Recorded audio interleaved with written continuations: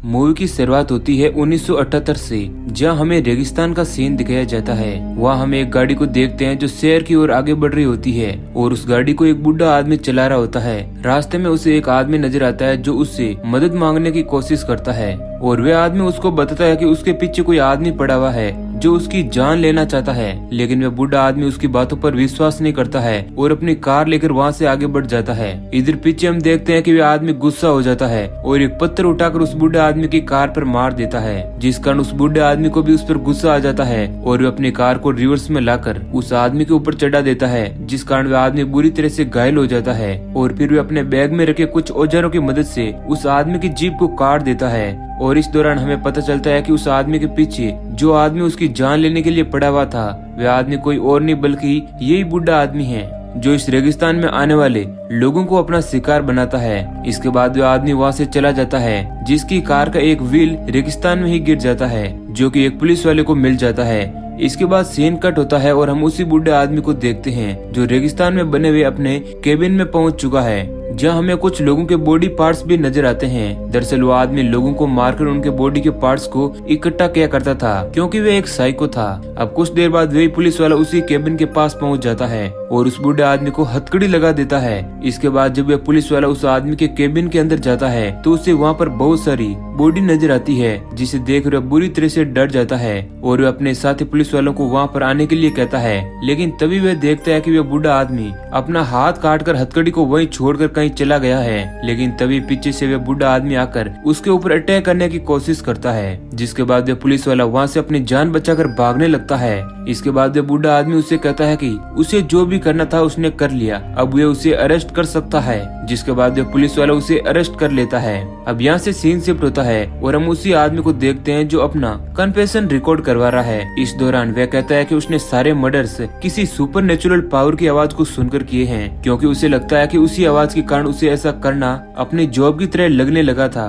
अब अपना जुर्म कबूल करने के बाद उस बूढ़े आदमी को मौत की सजा दी जाती है और यहाँ से सीन कट हो जाता है। अब मूवी की कहानी बढ़ती है कुछ साल आगे, जहाँ हम दो पुलिस वालों को देखते हैं जो एक रेस्टोरेंट में बैठकर लंच कर रहे होते हैं। इस दौरान हमें पता चलता है कि वे दोनों बाप बेटे हैं जिनका नाम रीड और हैरिस है। अब यह रीड अपने बेटे हैरिस को कहता है कि वे अपने काम को लेकर ज्यादा फिक्र ना करें, क्योंकि वह उसके साथ हमेशा रहेगा। और अपना खाना खत्म करने के बाद वे दोनों वहाँ से जाने लगते हैं। लेकिन इसी बीच उन्हें टीवी पर एक न्यूज से पता चलता है कि शहर के ही एक कसिनो में कुछ लुटेरों ने लूट कर ली है और वे लुटेरे इसी रेस्टोरेंट की तरफ आए हुए हैं। अब न्यूज से उन्हें यह भी पता चलता है कि वे लुटेरे दिखने में कैसे हैं। अब इसके बाद हम माया नाम की एक लड़की को देखते हैं जिसके पास उसका एक्स बॉयफ्रेंड एलेक्स आता है, जो उससे हेल्प मांगता है और उससे कहता है कि उसके फ्रेंड को चोट लगी हुई है और वे उसकी हेल्प करें। दरअसल एलेक्स और उसके फ्रेंड बिक्की ने ही उस कसिनो को लूटा था, इस कारण वो पुलिस से बचना चाहता है। लेकिन तभी वहाँ पर हैरिस और रीड भी पहुँच जाते हैं, जो बाहर खड़े हुए बिक्की को देख लेते हैं, जो कि वहाँ पर पेट्रोल डाल रहा होता है। रीड बैकअप के लिए कॉल लगाता है। इसी दौरान बिक्की उसे देख लेता है और वह पेट्रोल हैंडल को छोड़कर उन दोनों पुलिस वालों के ऊपर अटैक करने लगता है और अपने कार में बैठकर वहाँ से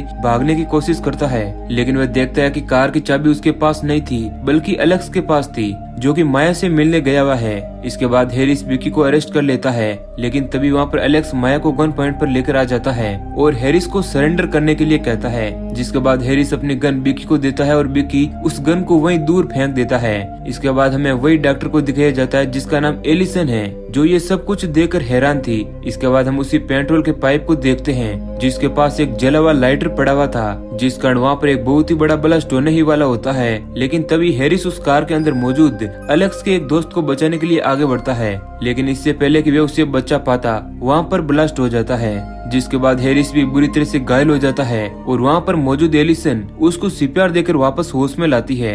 इधर रीड भी बिक्की और उसके दोस्त एलेक्स को पकड़ने के लिए बैकअप बुलाने की तैयारी कर चुका था, लेकिन तभी वहाँ पर भूकंप आ जाता है और मौका पाकर बिक्की और एलेक्स माया को लेकर वहाँ से चले जाते हैं। इसके बाद बिक्की माया से उसकी कार की चाबी मांगता है, लेकिन माया उन्हें कहती है कि उसकी कार की चाबी उसी रेस्टोरेंट में छूट गई है। दूसरी तरफ हैरिस माया को बचाने के लिए रीड को कहता है कि उन्हें माया को बचाने के लिए जाना होगा, लेकिन तभी रीड उससे कहता है कि हमें अभी उन सब का सामना नहीं करना चाहिए। ऐसा कहकर वो बैकअप के लिए कॉल लगाने लगता है, लेकिन उससे कोई भी जवाब नहीं मिलता है।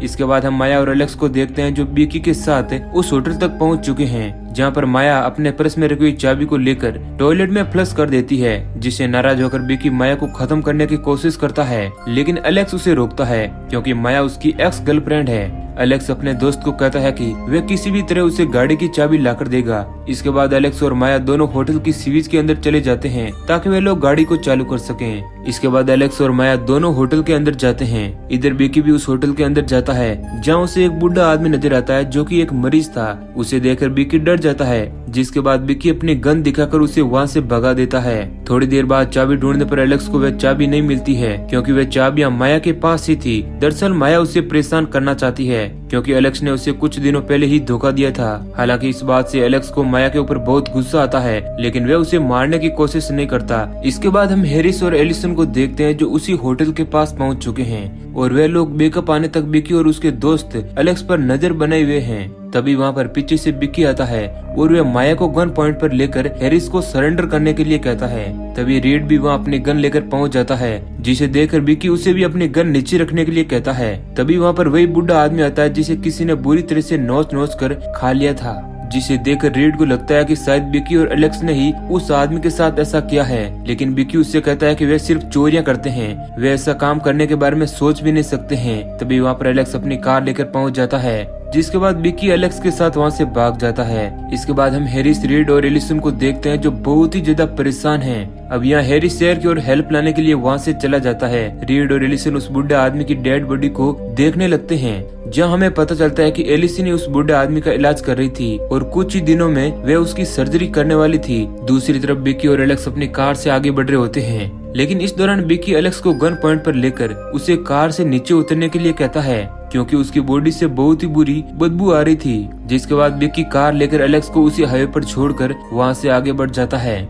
इधर हम हैरिस को देखते हैं जो शहर की ओर आगे बढ़ रहा होता है, लेकिन वह किसी इनविजिबल वॉल से टकरा जाता है, जिस कारण वह आगे नहीं बढ़ पाता है और उसे कुछ भी समझ नहीं आता है कि आखिर उसके साथ हो क्या रहा है, और वह वापस रीड और एलिसन के पास जाने लगता है। दूसरी तरफ हम बिकी को देखते हैं जो अपनी कार से स्पीड में आगे बढ़ रहा होता है, लेकिन तभी वह भी उसी इनविजिबल वॉल से टकरा जाता है। तभी वहाँ पर एलेक्स भी पहुँच जाता है। एलेक्स बिकी की हालत को देखकर बुरी तरह से डर जाता है, क्योंकि बिकी का चेहरा बहुत ही भयानक दिख रहा था। उसके सिर का ऊपरी हिस्सा पूरी तरह से कट चुका था, लेकिन ऐसी हालत होने के बाद भी वह पूरी तरह से ठीक था। अब उसके भयानक दिखने वाले चेहरे को एलेक्स पॉलीथीन की मदद से ढक देता है, ताकि लोग उसे देखकर डरे ना। इधर हम हैरिस को देखते हैं जो उसी रेगिस्तान में आगे बढ़ रहा होता है, और वह भागते हुए उसी केबिन के पास पहुंच जाता है जहां पर वह बूढ़ा आदमी लोगों को मारा करता था। वहां पहुंचने पर हैरिस एक बार फिर से देखता है कि कोई आदमी उसी केबिन के अंदर मौजूद है, जो एक दूसरे आदमी को बुरी तरह से काट रहा है और उसके बॉडी के पार्ट्स को अलग अलग कर रहा है। ये देखकर हैरिस डर जाता है और वहाँ से भाग जाता है। इधर हम बिकी और एलेक्स को देखते हैं जो आगे बढ़ रहे हैं, और उन्हें रास्ते में उनका फ्रेंड कार्लोस भी नजर आता है, जिसे कार ब्लास्ट होने से पहले हैरिस ने बचाने की कोशिश की थी। हम देखते हैं कि कार्लोस बुरी तरह से जल चुका था, और वो उन्हें कहता है कि इस रेगिस्तान में कोई फ्लेम फायर लेकर घूम रहा है, जो लोगों को बड़ी ही बेरहमी से जलाकर खत्म करने की कोशिश कर रहा है, और वह उन दोनों को वार्न करके वहाँ से भाग जाता है। दूसरी तरफ हम हैरिस को देखते हैं जो एलिसन को कहता है कि उसने इस डेजर्ट में एक वॉल देखी है जो हमें यहाँ से बाहर नहीं जाने देती है, और ये सुनकर रीड और एलिसन को हैरिस पर बिल्कुल भी विश्वास नहीं होता है। अब दूसरी तरफ हम एलेक्स और बिकी को देखते हैं, जहाँ रास्ते में उनको एक मास्क पहने हुए आदमी नजर आता है, जिसके हाथों में फ्लेम फायर थी, और वे एलेक्स और बिकी के ऊपर चला देता है। एलेक्स तो वहाँ से बचकर भाग जाता है, लेकिन बिकी उस फ्लेम फायर का शिकार हो जाता है और वह वहीं पर मारा जाता है। इधर एलेक्स भागते हुए हैरिस के पास पहुंच जाता है, जहां वो हैरिस से हेल्प मांगता है और अपने आप को सरेंडर करने की बात करता है। तभी वहां पर रीड भी आ जाता है, जो एलेक्स को हथकड़ी लगाकर कार में बैठा देता है। इसके बाद सभी लोग होटल के अंदर जाने लगते हैं। तभी एलेक्स हैरिस को कहता है कि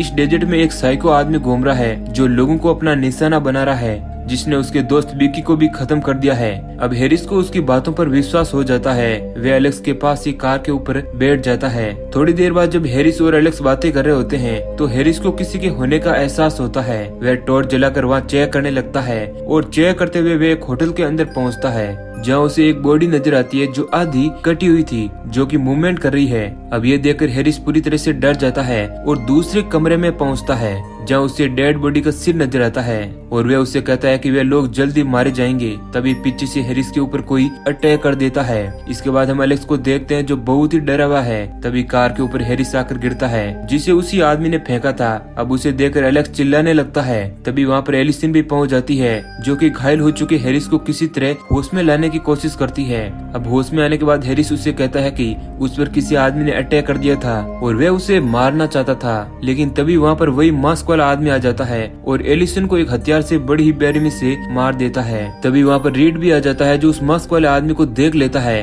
और वह समझ जाता है कि यही मास्क वाला आदमी कोई और नहीं बल्कि वही है जिसने सालों पहले इस रेगिस्तान में तबाही मचाई थी और वह एक साइको था। दरअसल रीड ही वह पुलिस वाला था जिसने उस साइको आदमी को अरेस्ट किया था। लेकिन अचानक से वह मास्क वाला आदमी वहाँ से चला जाता है। इधर रीड हैरिस को सारी बातें बताता है जिसके बाद वे लोग उसे मारने के लिए प्लान बनाते हैं। लेकिन रीड अकेले ही उस केबिन के पास जाता है लेकिन वह आदमी उसे पकड़ देता है और उसे बांध देता है और एक मशीन की मदद से रीड के माथे पर घाव कर देता है जिस कारण रीड की मौत हो जाती है। लेकिन खत्म होने से पहले रीड अपने हाथों में रखे हुए ग्रेनेड की पिन को निकाल देता है जिस कारण वहाँ पर एक बहुत ही बड़ा ब्लास्ट होता है और वे दोनों मारे जाते हैं। इसके बाद हम एलेक्स और माया को देखते हैं जो वहीं पर बैठे हुए थे। तभी वहाँ पर पुलिस की गाड़ी आ जाती है जिसे देखकर हेल्प मांगने के लिए एलिसन आगे बढ़ती है लेकिन वह गाड़ी उसके आर पार हो जाती है क्योंकि वह रियलिटी नहीं थी। दरअसल ये सारे लोग एक अलग ही दुनिया में सर्वाइव कर रहे थे, इस कारण उन्हें कोई भी अन्य इंसान नहीं देख पा रहा था। तभी वहाँ पर वही मास्क वाला आदमी फिर से आ जाता है और माया को बुरी तरह से मारकर घायल कर देता है और एलेक्स को मारने के लिए आगे बढ़ता है। हालांकि एलेक्स उससे लड़ने की कोशिश करता है लेकिन वह मास्क वाला आदमी उस पर भारी पड़ता है। इसी बीच एलेक्स और माया द्वारा बने गए प्लान के तहत वे गैस की टंकी को ब्लास्ट कर देते हैं जिस कारण वहाँ पर एक बहुत ही बड़ा ब्लास्ट होता है और वह मास्क वाला आदमी फिर से मारा जाता है। तभी वहाँ पर एक और पुलिस की गाड़ी आती है और हम देख पाते हैं कि माया और हैरिस वे दो लोग ही उस ब्लास्ट में बचे थे। पुलिस उन सभी से पूछताछ करती है जिस दौरान एलिसन पुलिस वालों को बताती है कि उसे सिर्फ ये याद है कि उन्होंने गैस पाइप को ब्लास्ट किया था और उसके आगे का उसे कुछ भी याद नहीं है। दरअसल वहाँ मौजूद सारे लोग एक अलग ही इमेजिनेशन में अपनी लाइफ को देख पा रहे थे। जैसा कि हमने मूवी के स्टार्ट में देखा था कि हैरिस जब उस कार में बैठे हुए बिक्की और एलेक्स के फ्रेंड कार्लोस को बचाने के लिए जाता है और इसी वजह से हैरिस की मौत हुई थी। इसी बीच हमें एक चिड़िया को दिखाया जाता है जो बुरी तरह से जल रही थी। इस दौरान बिक्की और रीड भी एक दूसरे के ऊपर गोलियां चला रहे होते हैं। इसी बीच रीड की एक गोली जाकर सीधे उस गैस के पाइप में लगती है जिस कारण उसमें एक होल हो जाता है। दूसरी तरफ बिक्की रीड के ऊपर गन से शूट करता है जिससे रीड की भी वही मौत हो चुकी थी। उधर वह चिड़िया जो बुरी तरह से जल रही थी वह उसी गैस पाइप के अंदर जाकर बैठ जाती है जिस कारण वहाँ पर बहुत ही बड़ा ब्लास्ट होता है। इस दौरान एक लोहे का टुकड़ा आकर सीधा एलिसन के पेट के आर पार हो जाता है। दरअसल अभी तक हम जो भी मूवी में देख रहे थे वह सिर्फ इन सभी की इमेजिनेशन थी और ये सभी लोग कोमा में मौजूद है। मूवी के लास्ट सीन में हमें एक बच्चे को दिखाया जाता है जिसके फादर आखिर उससे उसके बेबी सिटर के बारे में पूछते हैं तो वह बच्चा अपने फादर को कहता है कि उसने अपना काम कर दिया जो उसे करना था, जिसे देखकर लग रहा था कि वह बच्चा भी साइको था। अब उस बच्चे के फादर जब बेबी सिटर को ढूंढने के लिए आगे बढ़ते हैं तो उसे वहाँ पर उस बेबी सिटर की बॉडी नजर आती है और इसी सीन के साथ ये मूवी यहीं पर एंड हो जाती है।